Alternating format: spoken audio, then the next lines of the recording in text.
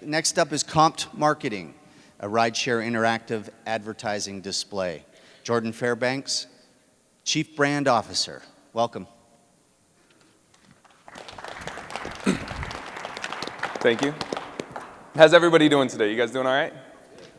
Well, I'm actually from Las Vegas, so let me start off and say welcome to Las Vegas. I hope you guys are going to enjoy your time here. My name is Jordan Fairbanks. I'm the Chief Brand Officer at Compt Marketing, and I'm going to tell you everything you need to know about rideshare advertising. So it's no secret. I want to start off real quick by show of hands and see how many of you use the rideshare service to get down here. How many of you stepped into Uber or Lyft when you got in the airport? It's about right. So what we've seen actually is since rideshare services have entered our market, by the Las Vegas Taxi Cab Authority, their numbers say that their taxi trip volume has decreased nearly 40%.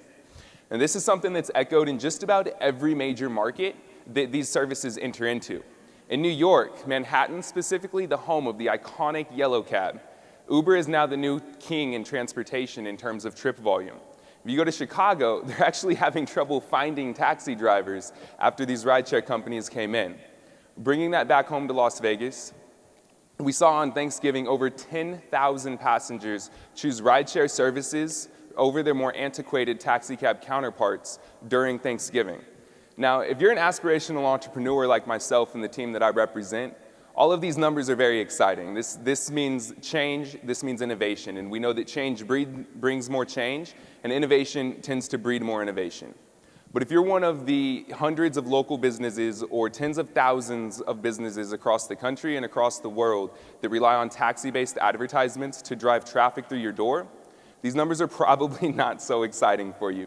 And let me show you what I mean by that. So I want to have everybody again raise your hand, and I mean it. If you were in an Uber, if you take an Uber here in Las Vegas, I want to see your hand up again.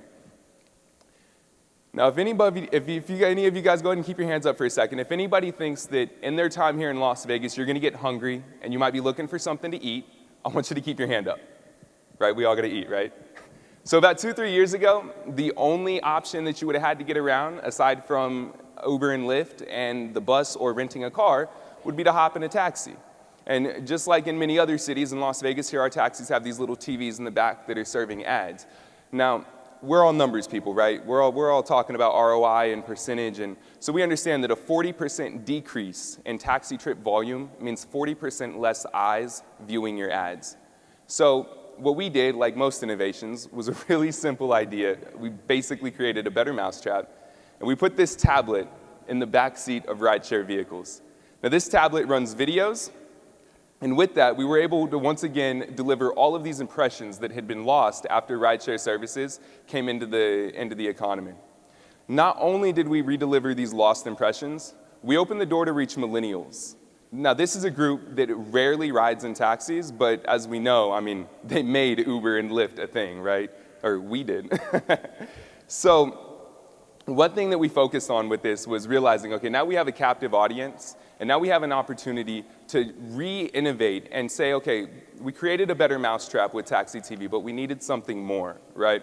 So we created an environment where organic style content, now this is the one I need the audio on, whoever's doing that. We created where organic style content. After about 3 months of running, we just launched in December.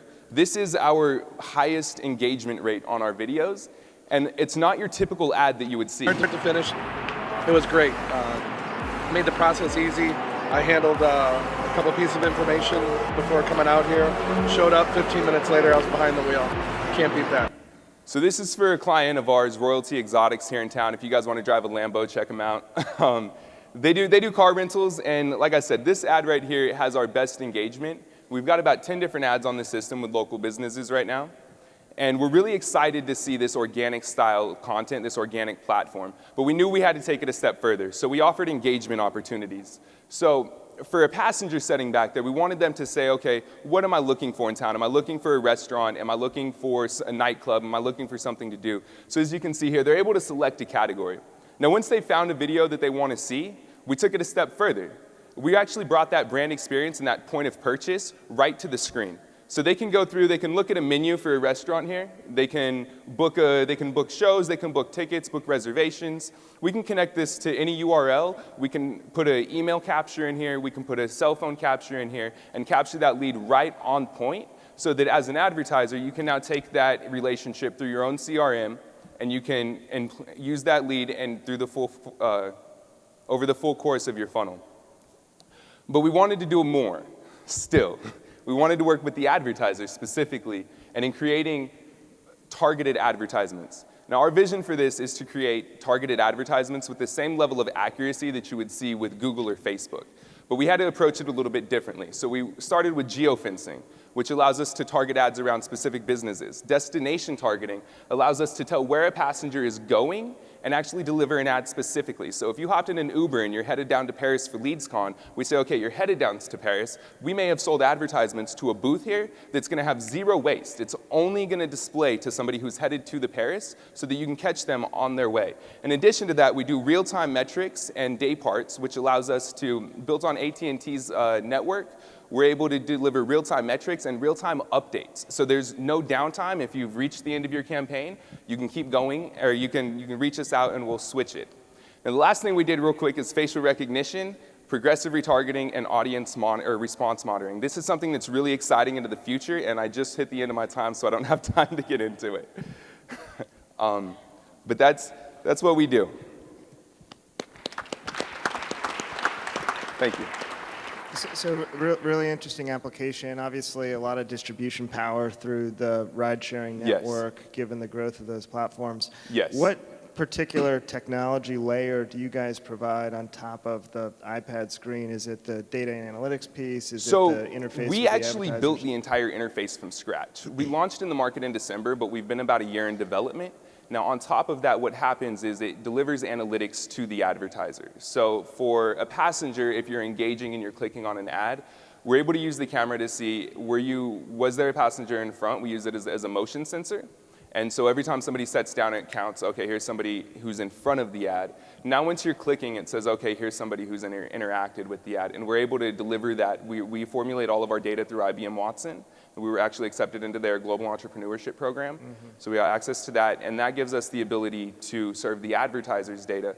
With our geofence, we're also able to tell you where your ad has been played and where it was viewed. So an advertiser can go in and track their campaign. They can track the full metrics of it. They can track the performance of it. And they can give us a call with the real-time update. If they say, okay, this video is not performing well, then they can give us a call, say, hey, we want to switch that video, and boom, boom, boom. Within 30 minutes, that video changes and it's up. For short-term entertainment clients in Las Vegas, this is something that we see a lot. I challenge you to look around, and you will find at least 2, 3, 4 billboards or taxi tops around town that have out-of-date advertisements, because a billboard has about a 30-day, and a taxi top has about a 30-day production cycle.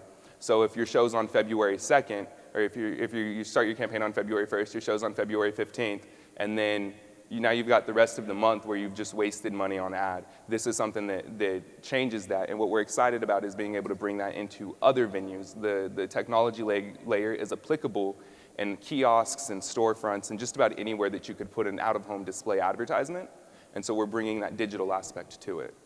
Talk a little bit about the business model. How difficult is it to get advertisers if you're one of the challenge of home services and local things in general is obviously you need a lot of local advertisements, and it costs a lot to get those people. So how can you do that at scale?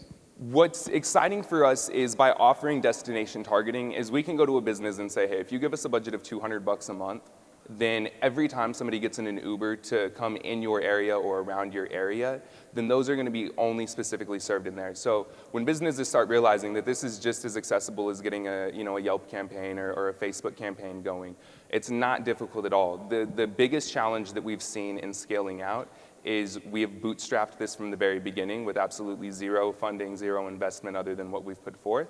And scaling has been a challenge, and scaling the drivers at a rate to meet advertiser demand. So we've sat down with some of the larger advertisers here in town, all of the largest advertisers here in town. All of them have expressed interest, and we've all got, call us when you get 1,000 drivers, right? So right now we're scaling to 1,000. We're rapidly encroaching on that goal, and we do predict that by the end of this year, we will be live in New York, in LA, and in San Diego. By the end of next year, we do predict that we'll be live in the top 20 markets across the nation. So building on Doug's business model question, for $1 of advertising revenue that you guys receive, can you talk about the economic relationship among your business, the driver, and then the rideshare company, whether it's Lyft or Uber? So Lyft and Uber actually don't play a direct role in this. We have talked with them in some events like this. We've come across them. It's something that they are not going to actively go after us. They're just kind of waiting to see, is this going to take off? And if it is, then they're going to want to try to get a piece of it. But we deal with the drivers directly. And so what that allows us to do is we're able to not be beholden to Uber or to Lyft. So if we go to China, we can go to Didi, right? If we go to Austin, we can go take care of Austin, Texas for South by Southwest. They didn't have Uber or Lyft. We could still be in there. But do you pay them? Yes. So we pay the drivers. We split the revenue with the drivers. So it's about a 50% revenue split with the drivers per ad. And just connecting to those two questions. So do you get drivers? So the chicken and the egg is you got to get 1,000 drivers. Yes. Right? Is that you're going to do that here in Vegas? Mm-hmm. And how much does it cost to get each one to get it installed?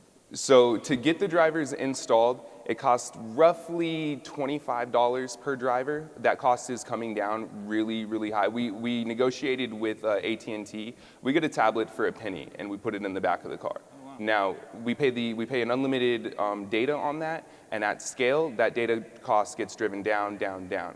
Now, for the actual drivers, it literally costs us $0 to get the drivers. It's a little bit of a time cost of just putting out a Facebook ad, a Facebook post that says, hey, like this is happening. But drivers are in online groups, they're in forums, and once they hear that, hey, it doesn't cost you anything to sign up, this is win-win. I mean, there are millions of drivers. This is almost infinitely scalable. And then once, Is so. that how you get them? Yeah.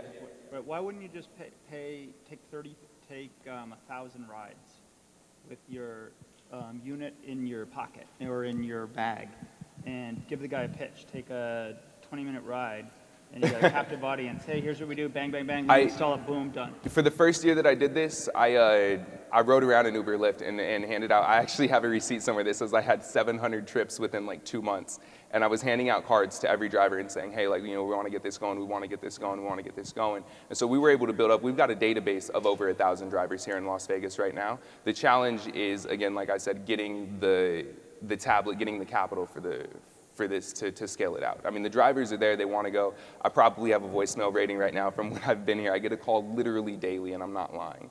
I get a call daily from drivers that say, hey, this is something I want to do. We actually had a advertiser for a show here. It's called Absinthe. He rode in the back of one of our drivers, and he gave us a call right from and called us up, and we launched a trial campaign for him. He was that impressed with the unit itself. Great, thank you very much. Thank you, thank you, thank you.